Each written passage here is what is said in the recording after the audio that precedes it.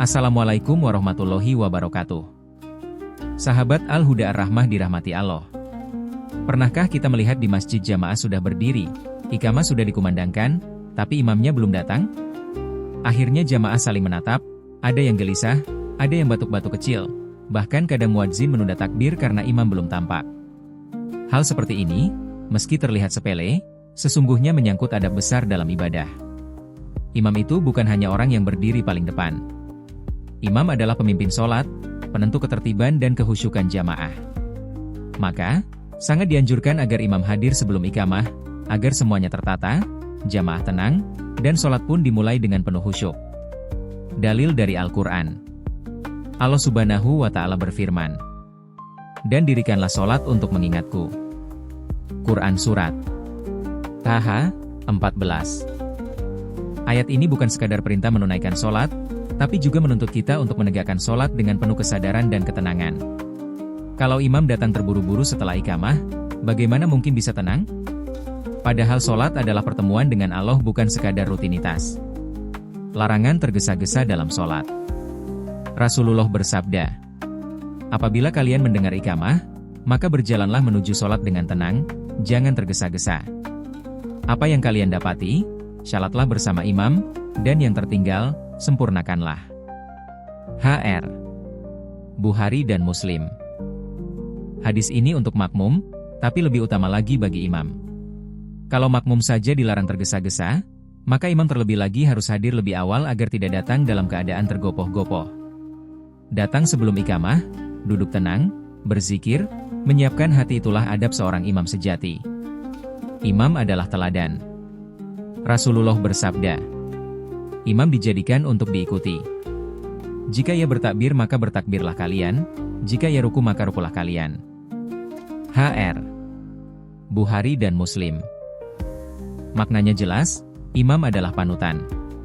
Kalau imam saja datang terlambat, bagaimana jamaah mau disiplin?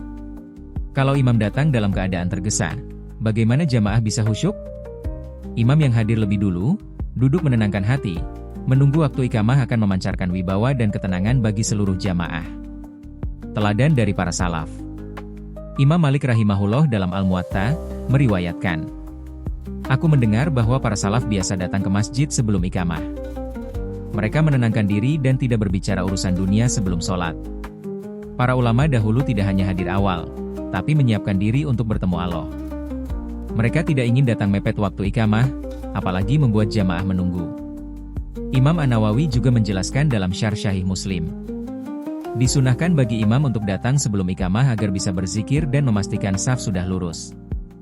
Bahkan Ibnu Hajar dalam Fathul Bari menulis, termasuk adab imam adalah tidak datang tergesa-gesa ke tempat sholat, tapi datang sebelum iqamah agar jamaah merasa tenang. Hikmah dan manfaat imam hadir sebelum iqamah.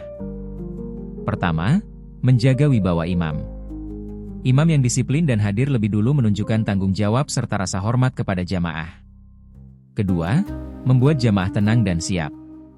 Ketika jamaah melihat imam sudah siap di tempatnya, hati mereka jadi tenang, pikiran pun fokus.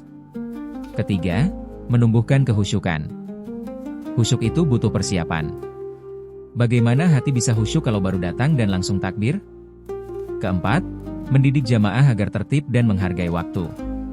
Karena jamaah meniru imam, maka kebiasaan imam datang lebih awal akan menular kepada jamaah. Kedisiplinan dalam sunnah.